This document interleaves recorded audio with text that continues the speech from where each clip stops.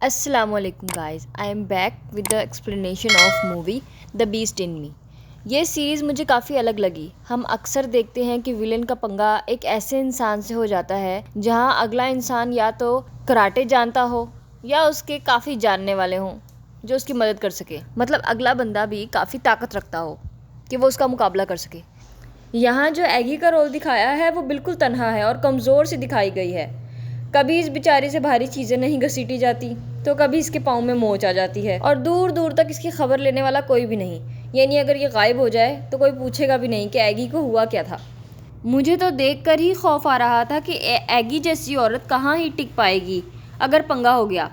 इसलिए जब भी ऐसा लगता कि एगी से गलती हो गई है और अब वो नहीं बचेगी, क्योंकि वो बड़ा ही आसान से शिकार है किसी भी साइकोपैथ के लिए। सीरीज़ में हम एगी के किरदार को यूँ देखते हैं कि उसकी एक बीवी शैली और एक बच्चा कूपर होता है। एगी एक बहुत अच्छी ऑथर होती है। इसके करियर के लिए शैली अपना करियर और अपना सब कुछ कुर्बान कर देती है। वो एगी को फुल सपोर्ट करती है, मगर एगी का रवैया काफ़ी खुद गर्ज होता है। उसका सारा ध्यान अपने करियर पर होता है, जिसमें वो अपनी बीवी और बच्चे कूपर को दोनों को इग्नोर कर रही होती है। शैली उसके रवैये से काफ़ी दुखी थी और अपनी इंसल्ट महसूस करती थी कि क्या उसका वजूद बेमायनी है। एक दिन एगी की गाड़ी का एक्सीडेंट टेडी फैनिंग नाम के लड़के से हो जाता है और गाड़ी में एगी के साथ कूपर भी था, जिसमें उसकी मौत हो जाती है। एगी एक्सीडेंट का सारा इल्ज़ाम टेडी पर डाल देती है कि ये शराब पीकर गाड़ी चला रहा था। टेडी सांस का टेस्ट नहीं करने देता जब तक उसके खून का टेस्ट होता है। शराब का लेवल खून में काफ़ी कम हो गया था, मगर टेडी के मुताबिक एगी काफ़ी तेज़ चला रही थी गाड़ी, जिसमें टेडी का कसूर नहीं था और इसे हादसा मान लिया जाता है और टेडी को जेल नहीं होती। कुछ तो था जो एगी खुद से और दुनिया से छुपा रही थी। उसने खुद को मुतमईन करने के लिए सारा इल्ज़ाम टेडी पर डाल दिया था। जब भी उसका सामना टेडी से हो जाता वो उससे लाजमी झगड़ती। एक दिन तो उसने टेडी की पिज़्ज़ा शॉप की खिड़की पर ईंट मारकर उसे तोड़ दिया था, मगर एगी खुद को मुतमईन नहीं कर पा रही थी। तभी 4 साल गुजर जाने के बाद भी वो किताब नहीं लिख पाई थी। इस एक्सीडेंट से एगी और शैली के आपस की दरार इतनी बढ़ गई थी कि उनकी तलाक हो गई थी। एगी तो आज भी शैली को चाहती थी, मगर शैली उससे कोई राब्ता ना रखना चाहती थी। वो उसके मैसेजेस तक का जवाब नहीं देती थी। उस एक्सीडेंट से पहले उसकी किताब को इतनी मकबूलियत मिली थी कि उसे अवार्ड और मजीद 3 किताबों की डील मिली थी। एगी ने किताब से मिली रकम सारी की सारी एक बहुत बड़ा घर लेने के लिए लगा दी। वो घर उसने अपने बेटे कूपर के लिए लिया था ताकि उसके बेटे के सर के ऊपर अपनी ही छत हो। मगर एक्सीडेंट के बाद काम ना कर पाने की वजह से उसके माली हालात इतने ख़राब हो गए कि ना तो वो बिल अदा कर पा रही थी और ना घर की कोई मुरम्मत करवा पा रही थी। घर की हर नाली से गटर का पानी निकल रहा था, चाहे वो किचन का सिंक हो या नहाने का बाथ टब। इसी दौरान उसके पड़ोस में एक बहुत बड़े रियल एस्टेट का बेटा नील जार्विस शिफ्ट होता है। उस आदमी पर अपनी बीवी के कत्ल का इल्ज़ाम था, जिसकी लाश अब तक नहीं मिली थी। मिला था तो बस एक सुसाइड नोट। वो इस सोसाइटी के पिछले जंगल में अपने पैसों से जॉगिंग पार्क बनवाना चाहता था, जिस पर सब मोहल्ले वाले खुश थे सिवाय एगी के। वो उसे साफ इनकार कर देती है और उनकी दी हुई वाइन का डब्बा भी ले जाकर वापस कर देती है, जहां उसकी मुलाकात नील से होती है। उनकी पहली मुलाकात बहुत ख़राब रहती है, उनका आपस में झगड़ा हो जाता है, मगर नील खुद उसके घर आता है अगले दिन और इंसिस्ट करके उसे लंच पर ले जाता है कि चलो आओ एक नई शुरुआत करें। रेस्टोरेंट के बाहर से हम एक आदमी को उन पर नजर रखता देखते हैं। एगी और नील की ये मुलाकात काफ़ी अच्छी रहती है, मगर एगी पहली बार रेस्टोरेंट में नील का एग्रेसिव रूप देखती है। उनसे कुछ दूर बैठी औरत और बच्ची आपस में नील के बारे में बात कर रहे होते हैं और औरत छुपके से नील की तस्वीर ले लेती है। अब क्योंकि नील उनको काफ़ी देर से देख रहा था कि वो उसके बारे में बातें कर रही हैं और अब उन्होंने उसकी तस्वीर ले ली है, तो वो उनके पास जाता है और उस तस्वीर को डिलीट करने को बोलता है। जब वो नहीं करती तो नील उस फ़ोन को ही तोड़ देता है और वापस आकर बैठकर ऐसे बिहेव करता है जैसे कुछ हुआ ही ना हो। जब वो वहाँ से बाहर निकलते हैं तो उनका सामना टेडी से हो जाता है। नील को रेस्टोरेंट में एगी ने बताया था कि वो उससे कितनी नफरत करती है, उसने कैसे उसके बेटे को मारा और फिर मुकर गया और सारा इल्ज़ाम एगी पर डाल दिया कि वो गाड़ी तेज़ चला रही थी। वो उसे ये भी कहती है कि काश टेडी भी उसकी तरह तड़पता, उसको भी वो सज़ा मिलती जो वो भुगत रही है 4 साल से। रेस्टोरेंट के बाहर टेडी को देखकर नील कहता है, कितना मुश्किल होगा ना रोज़ तुम्हारा इसका सामना करना, और उसे घूरता ही चला जाता है। एगी वहाँ से निकल पड़ती है, लेकिन वो देखती है कि नील अभी भी उसे घूर रहा है। उसे बड़ा अजीब लगता है नील का यूँ टेडी को इतनी अजीब नज़रों से देखना। रात को तेज़ बारिश में एगी के घर का पिछला दरवाज़ा बजता है, जिस पर वही रेस्टोरेंट के बाहर से नज़र रखने वाला आदमी होता है। वो बताता है कि मैं FBI एजेंट ब्रायन एबर्ट हूँ। तुम अकेली यहाँ रहती हो और नील जैसे इंसान के साथ घुल मिल रही हो। वो शदीद नशे की हालत में होता है। एगी उस पर गुस्सा होती है कि तुम इतनी रात को ये कहने के लिए पिछला दरवाज़ा खटखटा रहे हो मेरा, तुमने मुझे डरा दिया। फिर वो माफ़ी मांगता है कि मैं सच में नशे में हूँ, मेरे से गलती हो गई है, लेकिन मैं चाहता हूँ कि तुम उस आदमी से दूर रहो। मेरा ज़मीर ये गवारा नहीं करेगा कि सब जानकर भी मैंने तुम्हें आगाह नहीं किया। ब्रायन एबर्ट तो वहाँ से चला जाता है, मगर अगले दिन जब वो उठती है तो उसे पता लगता है कि टेडी ने पानी में कूदकर खुदकुशी कर ली है। और बिल्कुल नील की बीवी मेडिसन की तरह टेडी की लाश भी नहीं मिली है। मिला है तो बस एक सुसाइड नोट। एगी का शक नील पर गया, मगर उनका कौन सा कोई गहरा ताल्लुक था जो नील उसके लिए ऐसा करेगा। एगी ब्रायन से रब्ता करती है। ये वही FBI एजेंट था जो नील की बीवी के केस में उसके पीछे लगा हुआ था, जिसे पूरा यकीन था कि मेडिसन खुदकुशी नहीं कर सकती। वो ब्रायन के साथ मिलकर प्लान करती है कि वो नील को उसकी बायोग्राफी लिखने के लिए ऑफर देगी, ताकि वो उसके साथ रहकर उसके राज जान सके और उससे बातें निकलवा सके।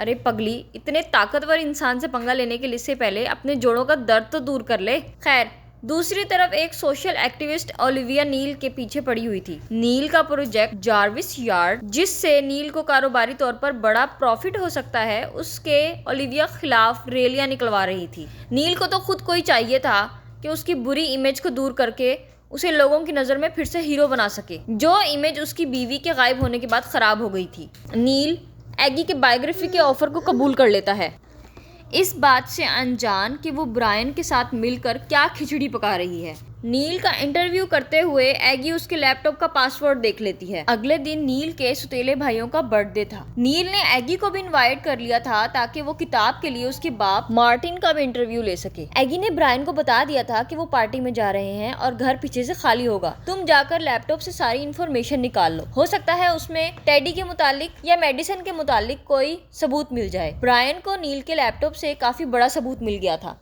मगर वो एगी को झूठ बोलता है कि उसे कुछ नहीं मिला, क्योंकि वो उसकी जिंदगी खतरे में नहीं डालना चाहता था। उसे उसके लैपटॉप से एक लाइव स्ट्रीम का लिंक मिला था, जिसमें टेडी फैनिंग को बांध कर कहीं छुपाया हुआ था। एगी अब नील की मरी हुई बीवी मेडी के माँ बाप से मिलती है, उनसे इंटरव्यू करती है, जिसमें वो नील की तारीफें करते हैं और अपनी बेटी की बुराई करते हैं कि वो हमेशा से ही जज्बाती थी। उसने पहले भी खुदकुशी करने की कोशिश की थी, उस वक्त उसकी जान नील ने ही बचाई थी। वो एगी को मेडी के सुसाइड नोट की कॉपी भी देते हैं, मगर एगी से बाद में मेडी का भाई राब्ता करता है, जो उनके माँ बाप के सामने कुछ नहीं कहना चाहता था, मगर वो बाद में बताता है कि मेरे बाबा के सारे पैसे नील के प्रोजेक्ट जार्विस यार्ड में लगे हुए हैं और हमारे पास मेडी के बारे में कोई ठोस सबूत भी नहीं है, इसलिए वो नील से पंगा नहीं लेना चाहते कि लड़ाई या बगावत से कुछ हासिल नहीं होगा, हम कुछ साबित भी नहीं कर पाएंगे और पैसे भी सब डूब जाएंगे। वो एगी को मेडी के कत्ल के बाद का कुछ सामान जो उसने उठाकर छुपा लिया था दे देता है, जिसमें मेडी की डायरी थी, जिसका एक सफ़ा गायब था, जो उस साल का था जब उसने पहली बार खुदकुशी करने की कोशिश की थी। वो उस फटे सफ़े को सुसाइड नोट की दी गई कॉपी से मिलाती है तो वो उसी का हिस्सा होता है।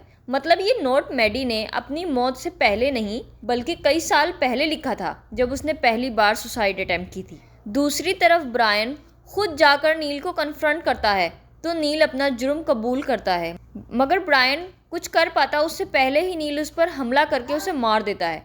ब्रायन जिस खुफिया फ़ोन से एगी से राब्ते में था वो अभी भी उसके पास था, जिसमें एगी का मैसेज आता है कि कहाँ हो तुम, मेरे पास सबूत है कि नील ने ही मेडी का कत्ल किया था।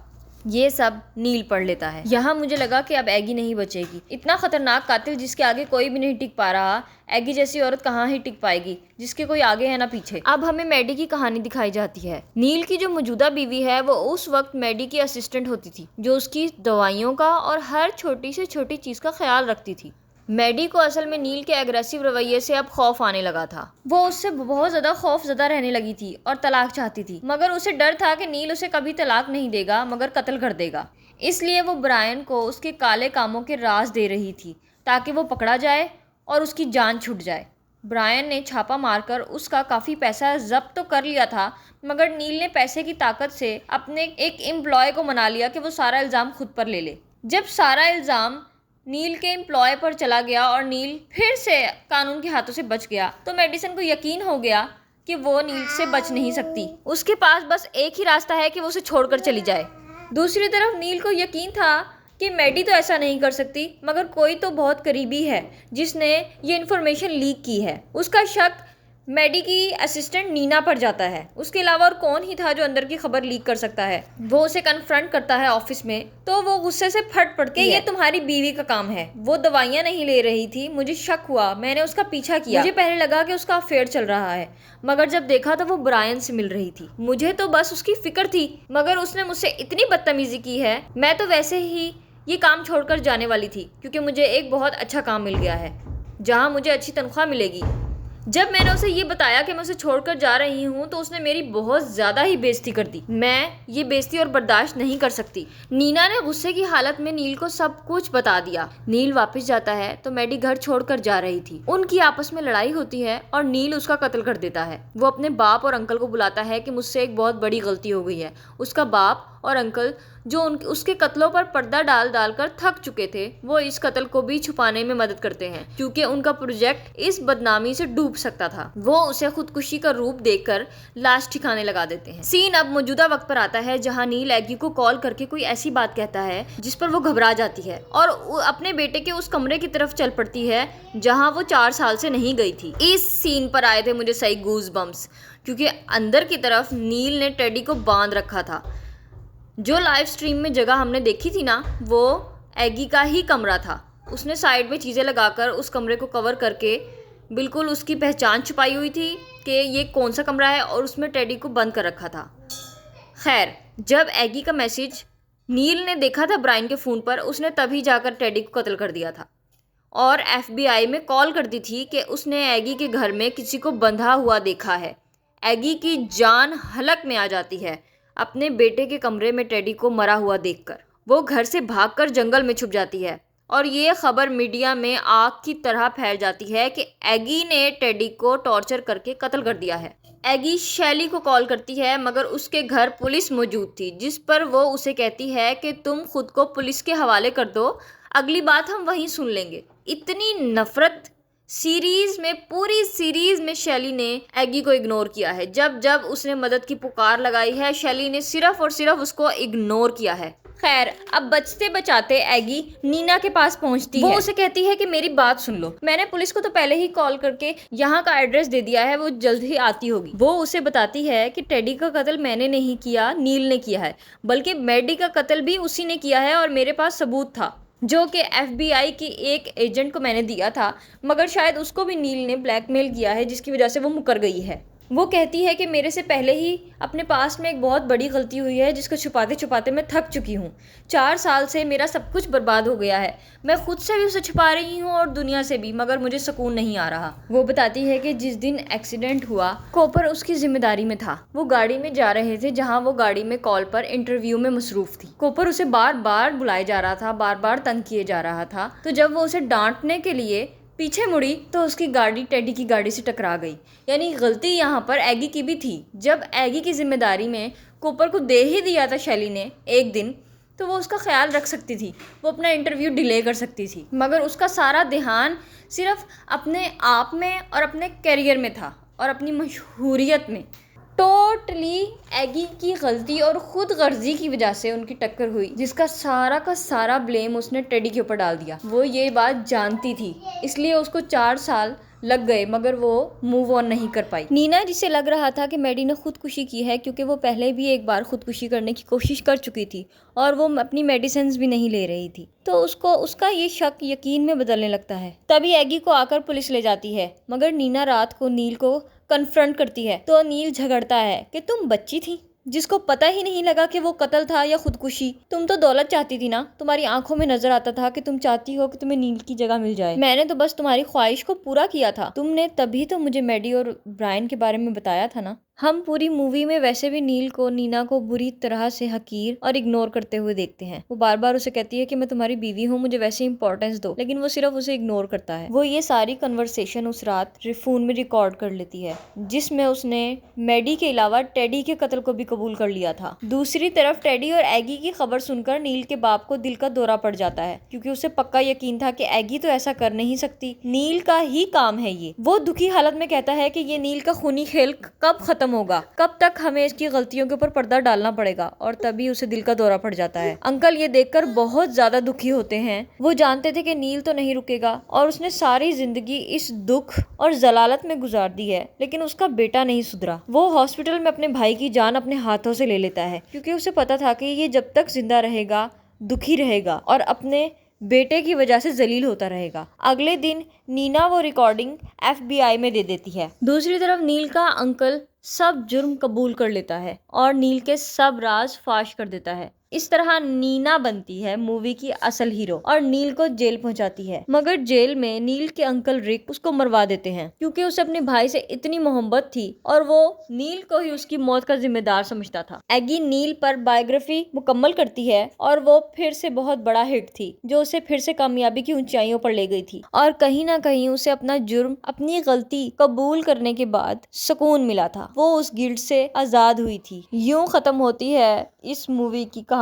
मुझे पूरी सीरीज देखते हुए सिर्फ यही खौफ आता रहा कि ये एगी अब मरी तो ये एगी अब मरी।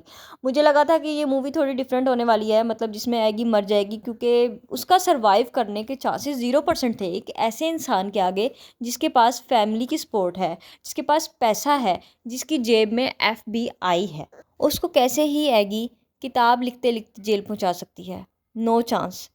मगर कहानी में ऐसा ट्विस्ट आया। एक तो टेडी का ट्विस्ट मुझे बहुत अच्छा लगा, और फिर जो नीना ने किया, मुझे लगा था कि नीना भी उस कत्ल में मुलव्विस थी, मगर एंड में पता लगा कि नीना उस कत्ल में मुलव्विस नहीं थी। और जो नील था वो जहनी मरीज था। उसने टेडी को भी इसलिए पकड़ा था क्योंकि उसको एगी की नफरत, उसके गुस्से को, उसके बदले को अंजाम तक पहुंचाना था। और उसने नीना को मेडिसिन की जगह इसीलिए दी थी क्योंकि उसकी आंखों में वो देख चुका था कि नीना को मेडी की पोजीशन चाहिए थी, नीना को मेडी का पैसा चाहिए था। मे बी आम लोगों को बहुत सी ख्वाहिशात होती हैं, उनके अंदर हसद होता है, उनके अंदर बदले की आग होती है, उनके अंदर नफरत होती है, लेकिन इसका मतलब ये नहीं होता कि वो जाकर किसी को कत्ल कर देंगे या जाकर उनकी जगह छीन लेंगे। नहीं, ऐसा नहीं होता, क्योंकि नील एक दिमागी मरीज इंसान था। इसलिए उसको लगता था कि जो लोग खुद अपने लिए स्टेप नहीं उठा पा रहे, उसकी जिम्मेदारी है कि वो जाकर उनके लिए वो टास्क पूरा कर दें। चलें दोस्तों, फिर मुलाकात होती है एक नई मूवी की एक्सप्लेनेशन के साथ, जो मैं जल्द लेकर आऊंगी इंशाल्लाह। तब तक के लिए खुदा हाफिज।